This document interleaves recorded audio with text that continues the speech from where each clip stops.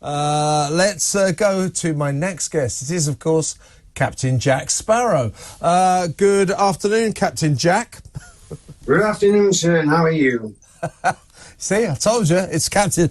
It's actually Colin Fortune who plays Captain Jack Sparrow. You make public appearances and all that, but you're an expert on the world of pirates.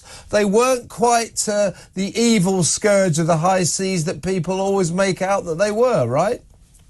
They were painted with a dirty brush, mate.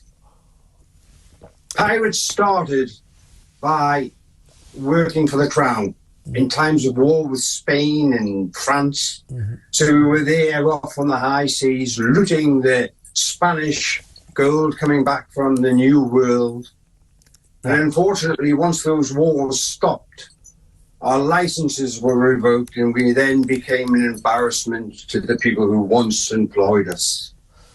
And I just mentioned buried treasure, of course, you know, that's what everybody associates with pirates. But apparently, and this makes sense, that pirates didn't really care about treasure. What they were obsessed with was supplies, making sure their ships had plenty of food on them, making sure they were well equipped for their long journeys. So not buried treasure, but supplies, food, efficient methods of travel. Exactly, mate. You've got to be able to sustain a certain amount of time on sea. You might not reach port. You might reach port and the Royal Navy will be there. You might have to slip through the barrage during the night and therefore lie low somewhere in the Bahamas. And yo-ho-ho and a bottle of rum and all that. But in fact, pirates had strict rules about drinking because being drunk on the high seas does not make for good sailing. So they were not drunken marauders. They were actually very careful about their boozing. Of course. Only when you reach land, mate. Salty wenches and lots of rum. Never on the high seas and never a woman on board. Very bad luck.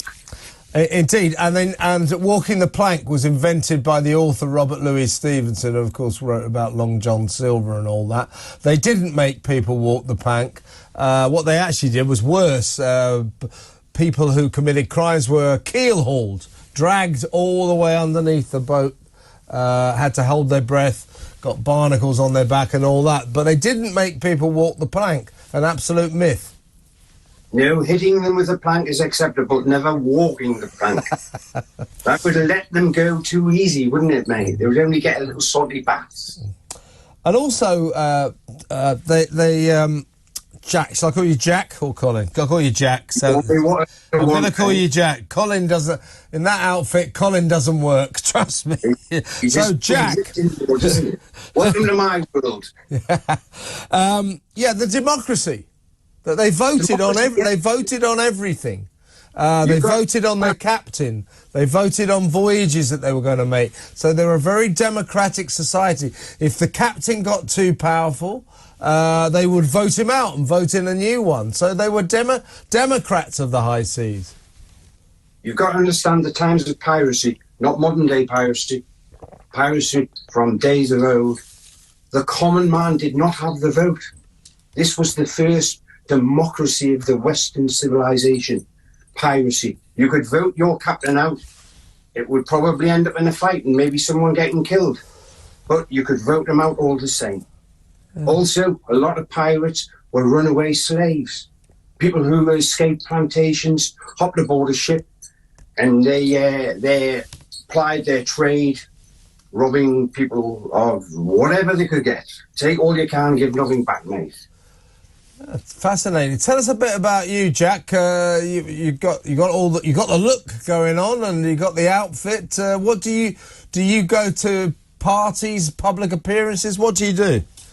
Well, my career as a pirate started around 10 years ago when my 5-year-old daughter at the time wanted a pirate party. There was a recession on, as you remember, the credit crunch, and someone just said to me, "You could pull it off. You could be Jack Sparrow." So I invested some money and off I went.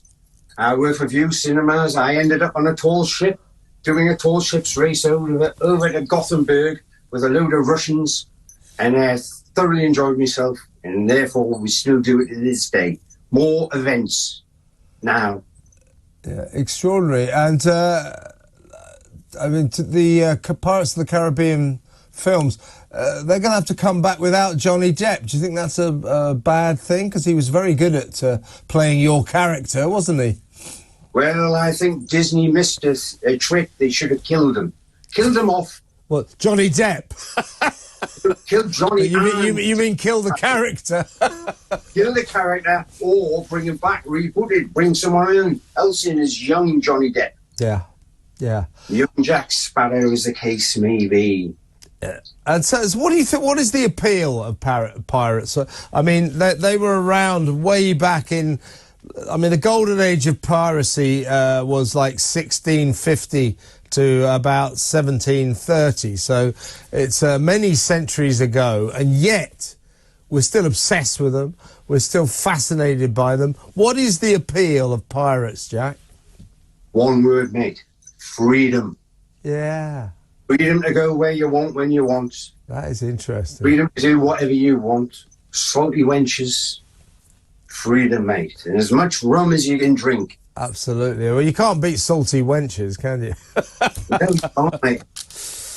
I'll tell you what, Jack, it was excellent to talk to you. Thank you so much. That was Jack Sparrow, Captain Jack Sparrow, a.k.a. Colin Fortune is his real name. He was...